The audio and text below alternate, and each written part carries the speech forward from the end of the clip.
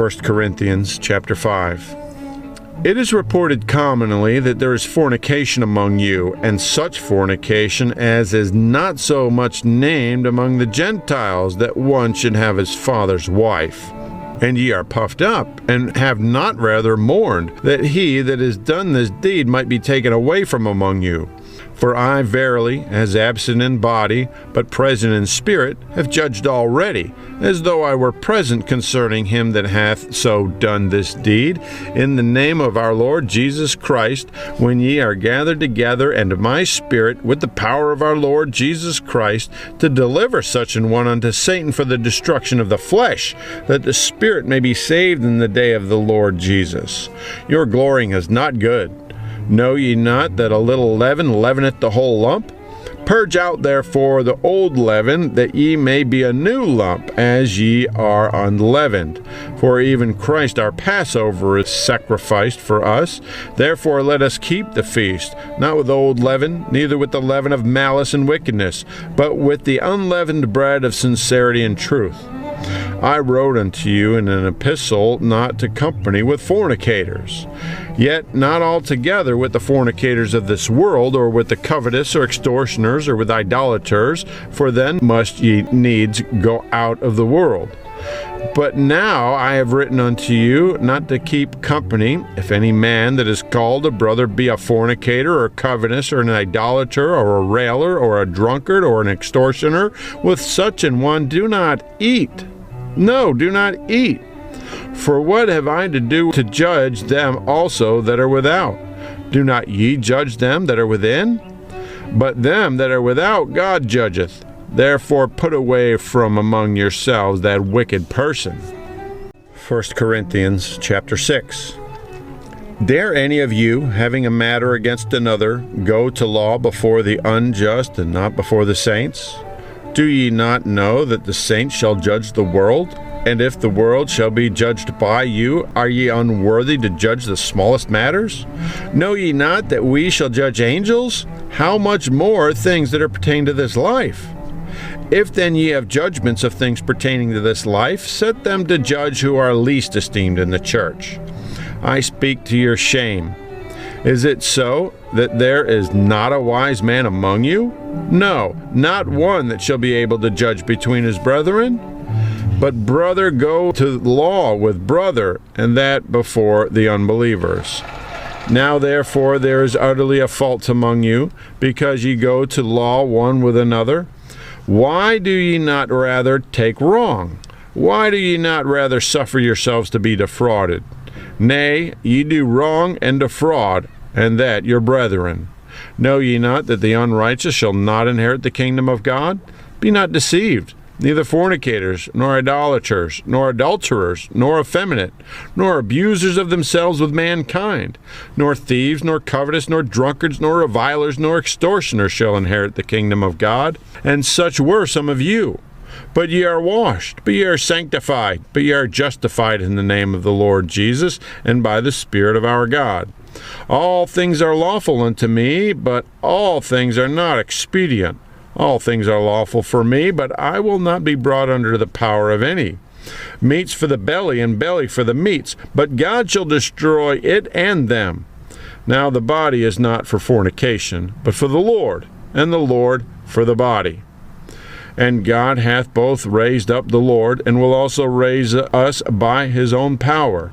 Know ye not that your bodies are the members of Christ? Shall I then take the members of Christ and make them the members of an harlot? God forbid. What?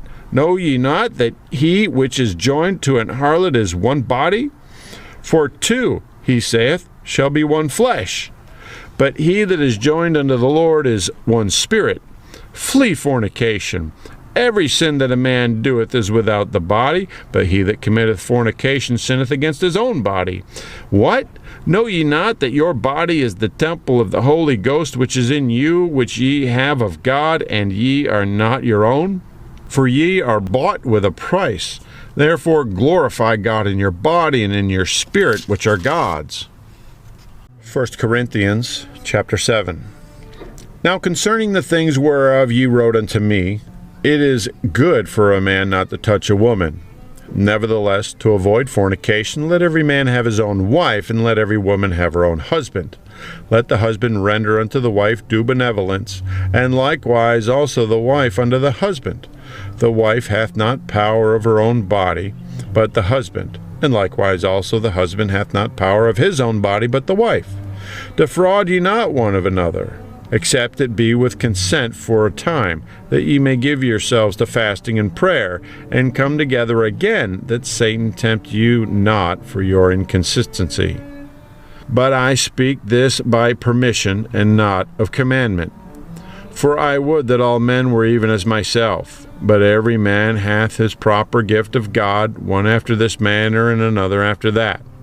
I say therefore to the unmarried and widows, it is good for them if they abide even as I. But if they cannot contain, let them marry, for it is better to marry than to burn.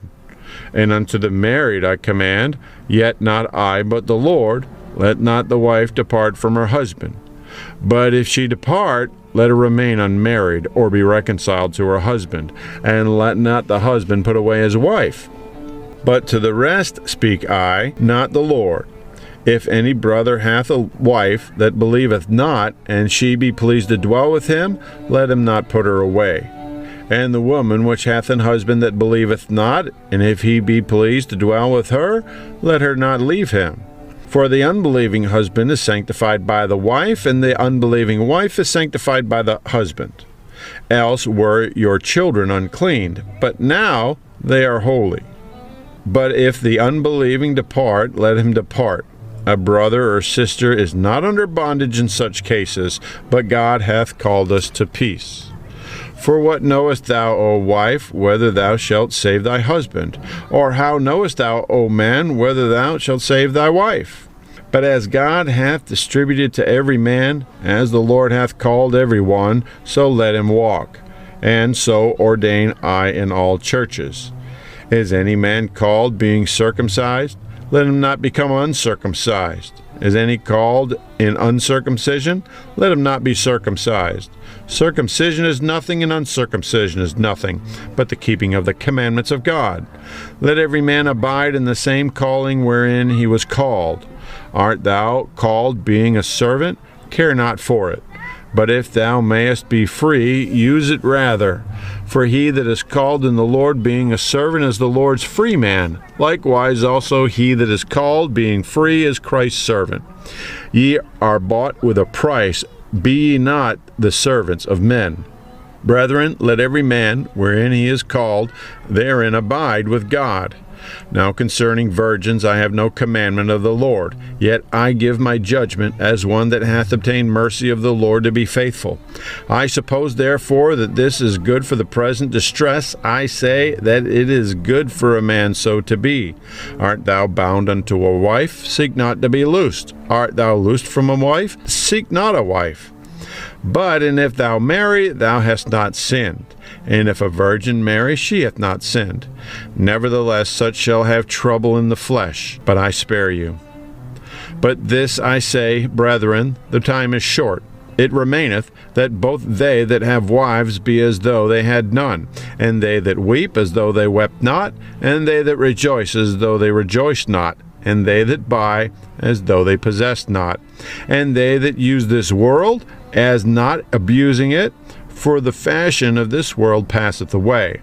But I would have you without carefulness. He that is unmarried careth for the things that belong to the Lord, how he may please the Lord. But he that is married careth for the things that are of the world, how he may please his wife. There is difference between a wife and a virgin. The unmarried woman careth for the things of the Lord, that she may be holy both in body and in spirit. But she that is married careth for the things of the world, how she may please her husband. And this I speak for your own profit, not that I may cast a snare upon you, but for that which is comely, and that ye may attend upon the Lord without distraction. But if any man think that he behave himself uncomely toward his virgin, if she pass the flower of her age, and need so require, let him do what he will. He sinneth not, let them marry. Nevertheless, he that standeth steadfast in his heart, having no necessity, but hath power over his own will, and hath so decreed in his heart that he will keep his virgin, doeth well. So then he that giveth her in marriage doeth well, but he that giveth her not in marriage doeth better. The wife is bound by the law as long as her husband liveth. But if her husband be dead, she is at liberty to be married to whom she will, only in the Lord. But she is happier if she so abide, after my judgment, and I think also that I have the Spirit of God. 1 Corinthians chapter 8. Now as touching things offered unto idols, we know that we all have knowledge. Knowledge puffeth up, but charity edifieth. And if any man think that he knoweth anything, he knoweth nothing yet as he ought to know. But if any man love God, the same is known of him. As concerning therefore the eating of those things that are offered in sacrifice unto idols, we know that an idol is nothing in the world, and that there is none other God but one. For though there be that are called gods, whether in heaven or in earth, as there be gods many and lords many, but to us there is but one God, the Father, of whom are all things, and we in him, and one Lord Jesus Christ, by whom are all things, and we by him. Howbeit there is not in every man that knowledge, for some with conscience of the idol unto this hour eat it as a thing offered unto an idol, but their conscience being weak is defiled. But meat commendeth us not to God, for neither if we eat are we the better, neither if we eat not are we the worse. But take heed, lest at any means this liberty of yours become a stumbling block to them that are weak.